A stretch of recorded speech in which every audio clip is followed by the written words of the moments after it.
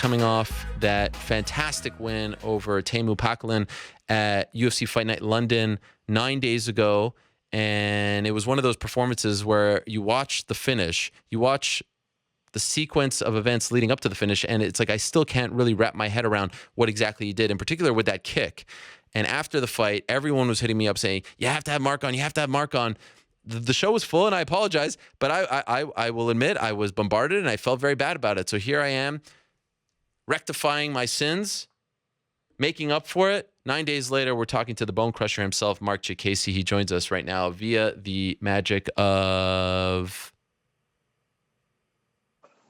Skype. No? I think I heard him. Hello, I'm here. Hey, Marc, can you see me? You're so quick. Yeah, I can, yeah. Oh, there he is. Marc, how are you? I'm good, are you? Where are you right now? Just at home. Oh, okay. I couldn't tell. It looked like you had like you were in like some sort of dressing room with the shirts on that bar in back of you. I know this is a quiet spit. I can, my kids are quite loud, so this is a quiet spit. I understand. I appreciate you doing it later on in the evening in the UK. So I don't know if you saw this, but a lot of people were hitting me up saying that you had to be on the show last week, and someone sent me a screen grab of a Reddit forum, and they said it was you, and you wrote that this podcast was lacking the bone crusher. Was that in fact you that went on there? Which one? Oh, you went on a few. No, it's not me. I don't really do stuff like that. Okay. I was like, wow, that's kind of ballsy, but I appreciate it. People really, they've taken, go ahead. There's fans out there doing it, so I think you should apologize to them. Oh, no. Okay, fair enough. But they're definitely, behind you, and they've taken a liking to you. And it's happened in a relatively short amount of time. You made your debut, of course, back in October. Did you think that you would pick up this amount of steam in such a short amount of time? Or are you not surprised? Did you think that you would be further along, 5 months later? I think just the beginning. I think, obviously, I'm still progressing. This is just a bit of a scene. I mean, I've moved to an American top team now, so I'm getting a better feeling of the guys that I'll be fighting. So it's just the beginning. I'm willing to push a bit more. So we'll see. So you're training out of the Coconut Creek gym for American Top Team? Yeah. Was this your first training camp with them? I'm training that. Pardon? Was this your first training camp with them? Yeah, that was my first. Yeah, I did 9 weeks there, and I go back here, and obviously a week before the fight to get used to the timing, and that was it. But I think that's the thing I'll be doing, going there often for my camps. So, why did you decide to make that switch? I just felt like my fight with Frankie Perez, it went the type of fight that I usually give, because I'm excited. I know what I can give, and I felt like I wasn't giving enough, and just the way I was training as well. I just felt like I should have a lot of sparring partners that I needed to get me where I needed to be, and so I thought, all the guys that have been successful, like Brad Pickett, G Manua, a lot of other guys, they seem to travel, go out and get something out there. And I thought, use that example, give it a shot. And it worked out for me. So I thought, it's best for me to get out there and get what I need to do. And why specifically ATT? Why did you choose them? I did a bit of research. Okay. I did looked at a few gyms to go to. I looked at Rufus, I think Sports or something. Yep. I looked at Alpha Male, but personally, I just think ATT were the best one because they got a few champions out there, and I looked at the amount of lightweights that they have, so I thought it just made sense for me to be out there. What was it like being away from your family for 9 weeks? Well, I want to be the best, and that's what my sacrifice. That's what I've got to do. So, yeah, it was tough, but I'm getting used to it. I know my missus knows what I've got to do, and that is to go out there and get what I need to get. So it's part of the job. Yeah. And so, like I said, that was your third fight, and you're 3-0. Great finish in the first, great finish in the third. You had the kind of grinder fight against Frankie Perez, but in this fight against Teemu Packalen, I think you did an interview with Metro out there in the UK. That kick, which I don't really know what would you call that kick that led to the finish? What would be the technical name for that? Is there even a technical name for that? if I'm honest with you, I don't know the kick. I can get my coach involved there, ring him, and tell you. I learned that kick. Yeah. Like I sat there before I got in. I go back to UK. I got in and I asked him. Obviously, I do this kick, but I do it a different way. And he showed me that's the best way to do it, to set it up with the push kick, and that's what I did. So I learned it for about a week. So I did it. A week before you did it, you saw. Where did you see it? I didn't say, but you know, I seem to do it all the time. Like kicks, like I just Sure. it. Well, I get it wrong.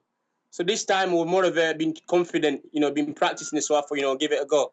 It was a week before. It was unbelievable. I mean, every time I watch it, it's like a video game kick. The way you do that, the athleticism involved is just outstanding. And then, of course, you finished him, you know, with your hands. It felt to me like, okay, after this, you've had 3 fights in the UFC. You want a bit of a push now. Like you said, I saw a quote from you. I don't want to be on the undercard anymore. I don't want to be on the prelims. I'm a main card fighter. Let's go. We've done 3 now. Let's move this along. Is that accurate? Like, are you a bit anxious now to kind of get a bigger challenge? No, I just feel like my name is not being respected here. You know, I feel like I'm one of the best guys. So I want to be pushing to prove a point that I am going to be, you know, running through these guys, because maybe moving to ATT gave me that sort of understanding just where I am. So I know where I stand. So I want to prove it, and for me to prove it, I got to fight these guys. So I just want to get given that chance, you know, to start running through these guys. Who do you think is not respecting you? Is it the matchmakers? Is it the fans? Is it the fellow fighters? The fellow fighters, just in general. I think they should know who I am, and they're starting to know that, you know, that was my statement. I need to show them how I fight, and that was just a bit of it. So, you know, the next guy, I hope he's ranked, because I want to, you know, put a show again, you know, make it look easy, and keep running through him, because I believe soon enough I'll be close to that title contender. So, you know, I'm ready. By the way, a part of your package is your very recognizable hair, but you're selling us short here. Can we see the hair? What's going on, or are you cutting it off on purpose? Can you not see it? No, we can't see it. There it is. Red, I'll get it red. All right, all right. Yeah. Wow, red. Why? How do you decide what color to go with? It was just I had obviously blonde before. Yeah. I had red shorts, and they weren't going together. So I like to match colors. So you know what? I'm gonna change it to red, and then it goes together. So it made sense. Was that your first time fighting with red hair? Yeah, that's my first time. Yeah. Are we gonna stick with that? Pretty good feedback from it, though. Yeah. Pardon? Are you gonna stick with it?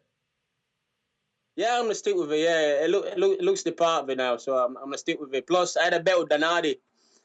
He said if I got a knockout within 60 seconds, I take it. I said fair enough. Huh. So we shook hands and said I'll get a knockout, and I did. Wow, that's amazing. Oh, with Dan Hardy. I beat him to it. How much? Yeah, I beat him to it. So how much was on the line? How much? The hair. He needed it. The hair was in the line, so I told him I'll beat him. I beat his record, and I did. So now I'm in charge of it. Almost as impressive as the knockout itself was the post-fight celebration with the breakdancing. That was something else. Yeah. Yeah, I keep hearing guys thinks I'm a breakdancer. I've never done a breakdance. I used to do a bit of free running with my brother when I was young, running up through walls and stuff. But I've never really done anything like breakdancing or anything. It's just the stuff that I just do. You know, at the moment, I just do. I can't even do splits when I'm normal. I just do it now and then. But, you know, I ain't done no breakdancing. That's insane. You've never done, so you've never even like actually taken a class or even tried to say, okay, today I'm going to. No, I've never. What? In my entire life, I've never taken a breakdancing class. It was just the things that I see and then give it a go. And that's just a spur of the moment celebration. Like you didn't plan on doing that in the middle of the cage. No, I didn't plan on doing it. It just happens. Damn. My celebration was a send off to Brad Pickett because he was retiring. But for some reason, that adrenaline, I just do just crazy stuff. What did you want to do for Brad? Do his little dance that. Oh, okay. You have to do it. Yeah, I was do that for him, but you know I forgot about it, and then I went crazy. Yeah, no, that was super impressive. I feel like if you stood on the street somewhere in London, I don't know, a very busy intersection, I feel like you can make a lot of money in one afternoon just doing that stuff. Putting on one of those shows. Nah. But you're doing fine. Well, it's a good job that I'm doing in the cage. Yeah, that's right. That's right. And you felt like, based on what I read, you didn't feel like Teemu Packalen was on your level, right? Like you felt like you would be disappointing yourself if you let this fight go, a little longer than a couple minutes, right? Yeah, different. The main reason, like, I never underestimate my opponents. I respect everybody that I fight with. So, like, through camp, I'm worried. I'm training hard, knowing what I'm gonna fight. But the guys that I was sparring with, I just felt like Teemu weren't on that level, and I was doing pretty well. So I just thought Teemu is no way is on that level. These guys I'm fighting, so there's no way he's going to beat me. I need to make a statement, like to prove a point, saying, listen, these guys are not my level, and that's what I had to do. And then Pretty quick. on I think Tuesday afternoon, you and Paul Felder started to go back and forth on Twitter. What's the root of this? Where did this all start? Fucking, he's just a fucking some low Irish wannabe because I don't even know where he is. He's just talking crap. The guy, I thought his teammate, they seem better or hated or something. I beat his teammate Frankie. Now he's coming forward. Like I said, I don't mind. I'll fight anybody, but he's one of these guys. He's experienced. He's a veteran. If I'm gonna beat him, I want to look good. It's either when I come my country in America, I want him to do that so I can smash his face in front of his own people. That's my plan. Did he approach you first, or did you talk to him? Yeah, he approached me straight after my fight. He approached me saying he wanted to fight me. Okay. But now my plan is, because I'm gonna get ready and try and get through America in Vegas or something, smashing from his own people. That would make sense. Okay. Have there been any talks of this now since it happened around 6 or so days ago, and it seemed to pick up some steam? Yeah. Well, straight away, as soon as he started calling me out, I wasn't straight to my manager. I told him that that's the fight I won, but obviously, I think UFC won it, not in it, but we won in America, and I think it makes sense, Yeah. So we'll see. I was going to ask you about that because it seems like after a few fights with the European fighters, they'll bring them over to Vegas, and they've got the big Vegas weekend coming up, the 3 fights in a row in July. It seems like that's the perfect platform for you to take that next step. Do you agree? Yeah, I agree with that. Yeah, and I think it would be a great matchup for me to get out there and look good in front of his own town, look good, beat him up badly, and then I'll come back nicely. Does he impress you in any facet of the game? It don't impress me. His style is standard. Thai style, where arms up, you hit back. Is trying to be like toughness, trying to act tough. I move around. I know how to win. If it means me taking you down for 3 rounds, I will. But I know how to win. Simple as that. And I can't see him beating me anywhere. Off the top of my head, I don't think he's a top 10 ranked fighter right now in the lightweight division, right? He's not. I don't even know where he is. To be honest, I've not looked. I don't know where he is. That's the problem. He's trying to call me out. Like I said, he's trying to get a bit of hype. But my hype, I earned it. I had to beat people up to get in it. I didn't just get here. And I think he's trying to steal it. But I don't mind giving a beating. Not a problem. So I'm just waiting for it. When it's ready, I'll be there. But a few minutes ago, you said that you wanted to fight a ranked guy. Why even entertain this? Like, do you feel like this is an appropriate step after the 3 fights that you've had thus far? If I'm honest, I don't know where he's ranked. Is he ranked? Because I don't think he's ranked or something. Whatever. I don't know. I will find out. But even so, like, let's say he's ranked 14 or something. Is this after beating Packalen? Was this the kind of step, or were you thinking, okay, maybe I'll get a top 6 or top 7 guy? really get that push.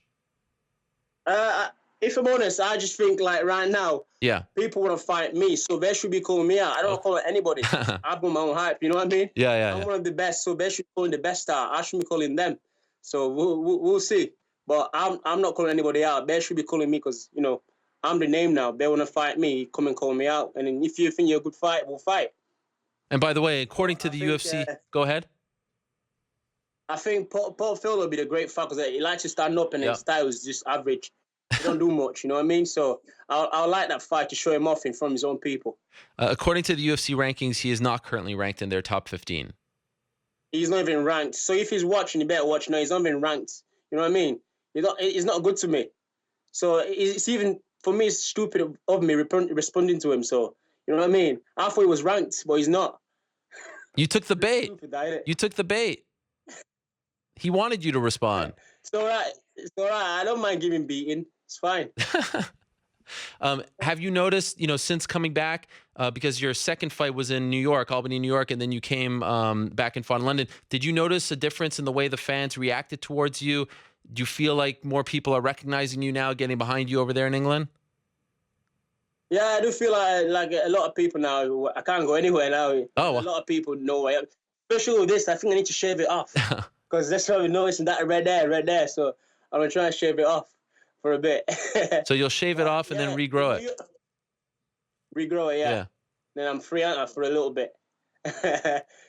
In New York, it was different because if I'll find a guy from the hometown, Frankie. So I got booed in there, but I didn't mind. As long as I got the job done, that's what matters the most. Yeah. But hometown crowd here in UK, people support me a lot, and I'm starting to see it now. So that's just pushing me to push a bit more harder than I have been. So that's the move that I did. Move to American Top Team just made sense, and I'm just happy at the moment.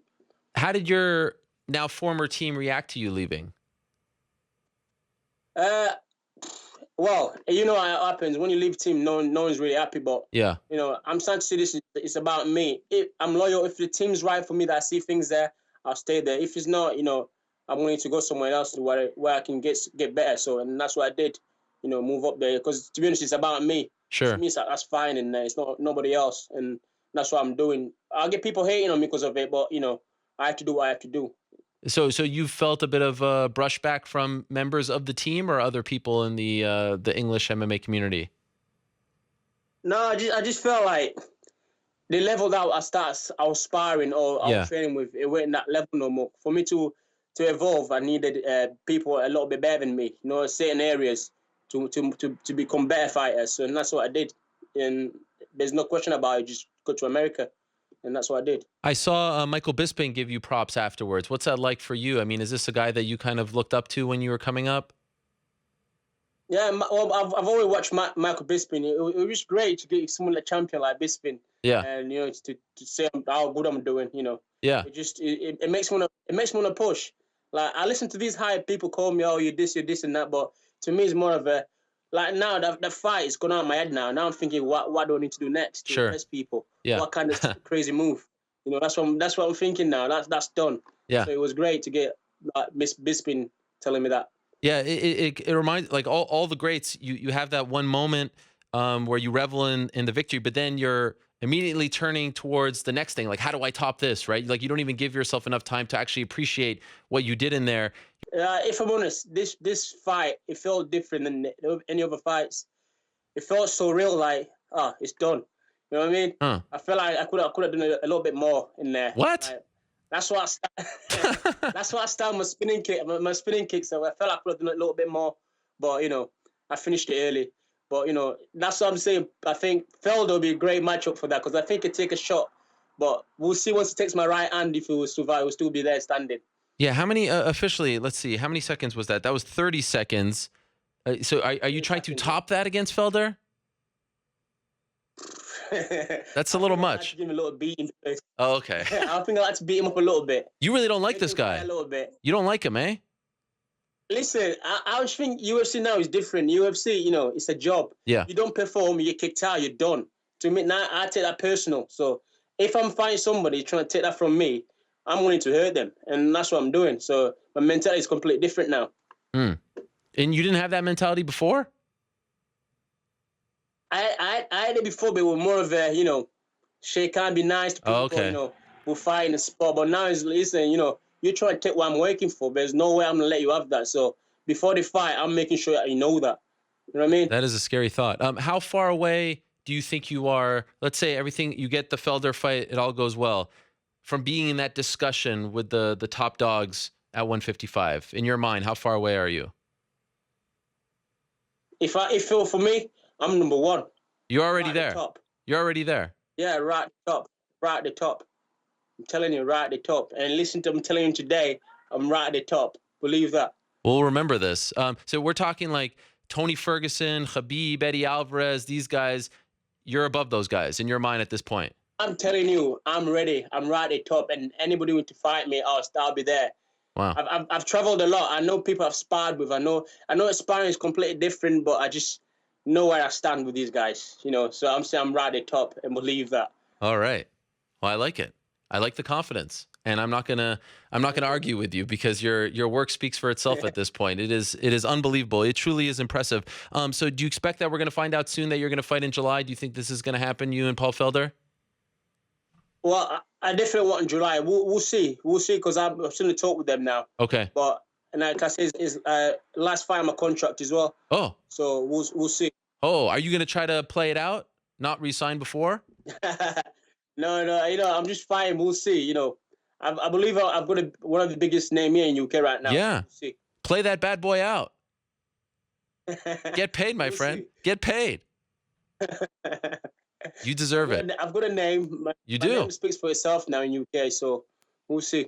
Your name, your hair, your kicks, your punches, they all speak for themselves. So you got something going on. You said it. That's it. That's it. So I gotta get paid. From my lips to your bank account. I wish you the best, Mark. It's been fun watching you in the UFC thus far, and I remember being in London for Anderson Bisping, and a guy of the UK MMA scene coming up to me and said, "This is the guy. This is the guy who's going to be the next champion out of the UK." Coming up to me in the hotel, Marc Diakiese. Remember his name. Thus far, he has proven to be correct. So all the best to you. Looking forward to seeing you fight again. Hopefully, it's in Las Vegas that weekend. And again, congratulations on the impressive victory last weekend. Thank you very much. Thank you. All right, we'll talk to you soon. There he is, the bone crusher, Marc Diakiese.